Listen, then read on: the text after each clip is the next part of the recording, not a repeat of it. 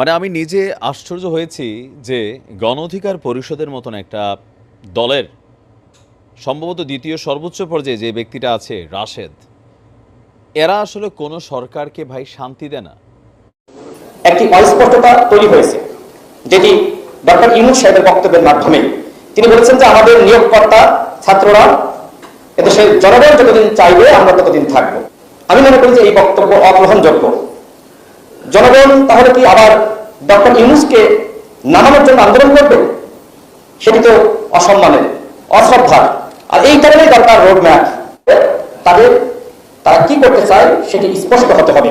তখন এখন শুধুমাত্র যদি আজ পর্যন্ত কোনো রাজনৈতিক দল যে বক্তব্য দেয় নাই, তার বক্তব্যের মধ্যে তিনি বললেন কি যে তাহলে কি ডক্টর ইউনূসকে জনগণ গদি থেকে নামাতে বাধ্য হবে? এটা তো হবে অসম্মানজনক। না, এগুলো আমার কথা না, আপনাদেরকে একটা ফুটেজ দেখাচ্ছি। আমি খুবই আশ্চর্য হচ্ছি ভাই, একটা সরকার মাত্র বসছে, এই দেশের জনগণের নির্বাচন কবে হবে জানার অধিকার আছে। জনগণের তো ভাই কাউচালি ওঠে নাই এখনো তোমাদের মতন।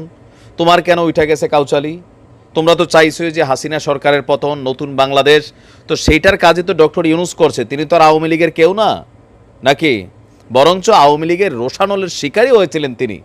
তিনি যে পদক্ষেপগুলো নিচ্ছেন, এখানে অধিকাংশ পদক্ষেপ কোনো রাজনৈতিক সরকার আসলে নিবে না। এটি 53 বছরের ইতিহাস সাক্ষী দেয়। এরপরেও এই মানুষটাকে নিয়ে এই পরিমাণ প্রেশার ক্রিয়েট করা, এই পরিমাণ চাপ তৈরি করা, এটা তো ভাই মানুষের কাজ করতে দাও। বুঝে মাঝে মাঝে মনে হয় যে এইসব জায়গাতে শক্ত মানুষ ডান্ডা লাগে, ডান্ডা। বাঙালির আপনি অতিরিক্ত স্বাধীনতা দিবেন মানে আউলাই ফেলবে। এবার আসুন, বয়সও অনেক ছোট হবে রাশেদ আমার, কারণ আমরা সেই 2007-08 আমরা গ্র্যাজুয়েশন করে ফেলছি, তারা ওই দিনের ছাত্র।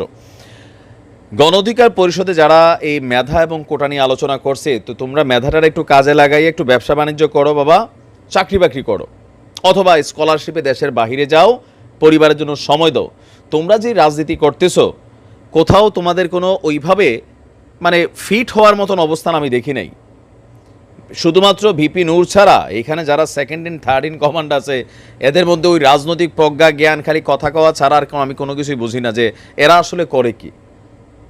তো কেউ কেউ বলেন যে বিকাশ ব্যবসাটা এখন ভালো যাচ্ছে না বিভিন্ন ইস্যুতে, তো এখন ইনকাম টিনকাম অফ, কারণ ডক্টর ইউনূসের সরকার যতক্ষণ ক্ষমতায় আছে তখন তো আর এখানে অস্থিতিশীল পরিবেশ নাই যে আন্দোলন বেগবান করতে হবে, রাজপথে নামতে হবে, তখন বিদেশ থেকে কিছু ফান্ডিং ট্যান্ডিং আগে আসতো, এগুলো নাই। ডক্টর ইউনূস সাহেবের যতদিন মনে হয় বাংলাদেশের জনগণ গণ অধিকার পরিষদ ছাড়া বাংলাদেশে ডাক দিলে ভালো মানের অ্যাক্টিভ কর্মী হয়তো আপনি 100 খুঁজে পাবেন, এর বেশি পাবেন না। বাট বাংলাদেশের জনগণ ডক্টর ইউনূস সরকারের উপরে এই মুহূর্তে আস্থাশীল। তিনাকে ওই পর্যন্ত সময় দিতে চায়, কোন পর্যন্ত? যতক্ষণ পর্যন্ত না সম্পূর্ণ রাষ্ট্র ব্যবস্থাকে, এই দেশের শান্তিকামী জনতা, আমাদের প্রধান যে রাজনৈতিক দলগুলো আছে, যেই যে দলই করি, বাট যারা একটা সুন্দর বাংলাদেশ চেয়েছি, আগামী দিনে একটা উজ্জ্বল ভবিষ্যৎ বাংলাদেশ হবে এমন বাংলাদেশ চেয়েছি, যেখানে নিরাপত্তা থাকবে, যেখানে রাজনৈতিক প্রেক্ষাপট পরিবর্তন হলে ভাঙচুর, লুটপাট, মিথ্যা মামলা, হয়রানি এগুলো থাকবে না। এই বাংলাদেশকে গড়তে গেলে যেখানে পুলিশ বাহিনী কোনো রাজনৈতিক সরকারের তাবেদারি করবে না, নির্বাচন কমিশন কোনো আজ্ঞাবহ কমিশন হবে না, আমাদের মেয়েরা বোনেরা ঘর থেকে বের হবে, নিরাপত্তা নিয়ে ঘরে ঢুকবে, এই যে একটা বাংলাদেশ বৈষম্য বিরোধী আমরা চাচ্ছি, এত তাড়াহুড়া কেন তোমাদের? তোমরা কি সরকারটার পতন ঘটাইছো? যারা ঘটাইছে তাদের তো তাড়াহুড়া নাই। তোমরা ছাত্রদের আড়াল থেকে এখন এসে বলতেছো আমাদের এই গণ অধিকারের এত ছাত্র ছিল, কই? এরকম বহুত তো সরকার পতনের ডাক দিয়ে ম্যা করে ঘরে ঢুকে গেছো। ছাত্রদের পিছনে ছিলা, এটা আওয়ামী লীগ সরকার তখনই বলছে যে তোমরা আসো, বাট পিছনে ছাত্রদেরকে ঢাল বানাইয়া। ডক্টর ইউনূসের সরকারকে হুমকি ধামকি দিও না। ডক্টর ইউনূসের সরকারকে নিয়ে এরকম উল্টাপাল্টা বক্তব্য দিয়া যেটা খাউজাইতে চাইতো সেটা হবে না। মানুষ সচেতন, মানুষ আর এত ইয়া নাই। তোমরা দিবা হে কালকে শুরু হইব খালি পাকনা পাকনা কথা, তারপরে হচ্ছে ফ্ল্যাগ নিয়ে ঘুরা, হয়তো একটা এমপির টিকিট পাইয়ে যাবে বিএনপির সাথে মিলাটিলা, তারপরে শুরু হবে তোমাদের এই খেলা।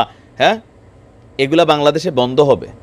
ডক্টর ইউনূস সাহেবের সরকার মিনিমাম 5 বছর থাকা দরকার, মিনিমাম 5।